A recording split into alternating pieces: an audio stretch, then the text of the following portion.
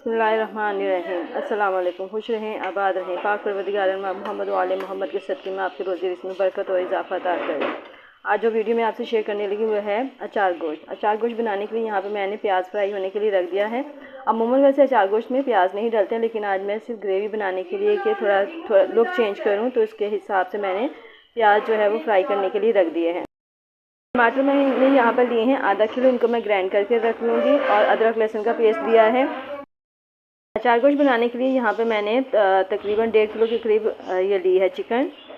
जो स्पाइसेस मैंने लिए हैं वो है अचार गोश्त का मसाला, नमक, और ये है सुरख मिर्च का 1 चम्मच, हल्दी पाउडर, हरी मिर्चें आप अपनी मर्ज़ी के मुताबिक ले सकते हैं। और यहाँ पे मैंने ये टमाटो की प्यूरी बना के रख दी है, और ये अदरक लहसुन का पेस्ट है। देखिए हमारे फ्राई हो गए हैं, गोल्डन ब्राउन कलर के हो गए। इसमें मैंने अदरक लहसुन का पेस्ट शामिल कर दिया है। इसको मैं 5 मिनट के लिए बस थोड़ा सौते करूँगी, ताकि इसकी जो हेक वगैरह वो ख़त्म हो जाए। और साथ ही मैं इसमें अब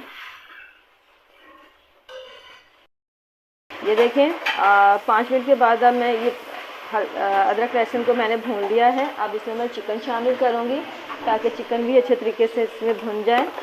चिकन को अच्छे तरीके से धो लीजिएगा। ये देखें अब इसको मैं थोड़ी देर के लिए भूनूंगी।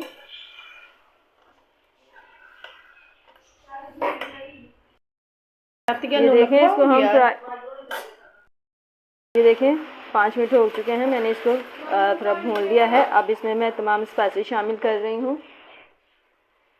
ये देखें तमाम स्पाइसेस हमने शामिल कर दिए। अब इसको हम इतना भूनेंगे कि ऑयल जो है वो हमारा अलग हो जाए।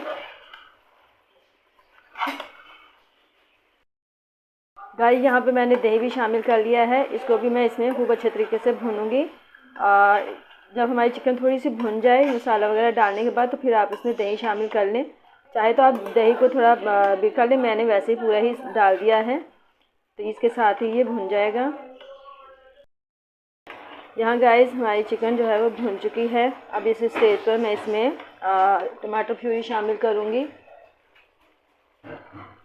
ये देखिए ये सारी की सारी टमाटो प्यूरी जो है मैंने इसमें शामिल कर दी है।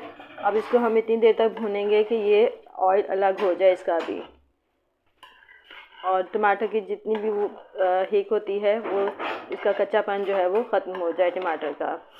तो इसलिए हम इसको अच्छे तरीके से भूनते रहेंगे। देखिए गाइस हमारा अचार गोश्त जो है वो भुनने के करीब है, ऑयल अलग हो रहा है। अभी हम मज़ीद इसको और 10 मिनट के लिए भूनेंगे। खुशबू बहुत ज़बरदस्त आ रही है।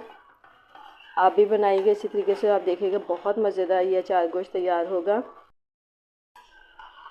यहाँ गाइस हमारा कौरमे का ये जो हमने अचार गोश्त बनाया है, इसका ये जो कौरमा तैयार हुआ है अचार गोश्त का सालन, इसका ऑयल अलग होना शुरू हो गया है। अब इसमें मैं ये तमाम जो हरी मिर्चें मैंने अचार गोश्त के मसाले से भर के रखी हुई थी वो शामिल कर दूँगी, और इनको हम दम पे रख देंगे। हमने इसमें और ज़्यादा वो नहीं करना है कि इसको हम खुश करें या इसमें ग्रेवी बनाएं, बस इतना ही मसाला ठीक है। इसी दौरान में हम इसको दम देंगे, तो इसी में ही ये ऑयल जो है वो अलग हो जाएगा। हम तकरीबन 10 से 15 मिनट तक इसको दम में रख देंगे। यहाँ देखें गाइस हमने कोयला रख दिया, तो इसको अचार गोश्त को हम धुआं देने लगे हैं। और ये देखें हमारा अचार गोश्त तैयार है। अब इसको ढक के रख देंगे। यकीनन आपको हमारी ये रेसिपी पसंद आएगी। मेरी रेसिपी पसंद है तो लाइक करें, शेयर करें, मेरे चैनल को सब्सक्राइब करें। और अब हमें इजाज़त दीजिए। खुदा हाफिज़।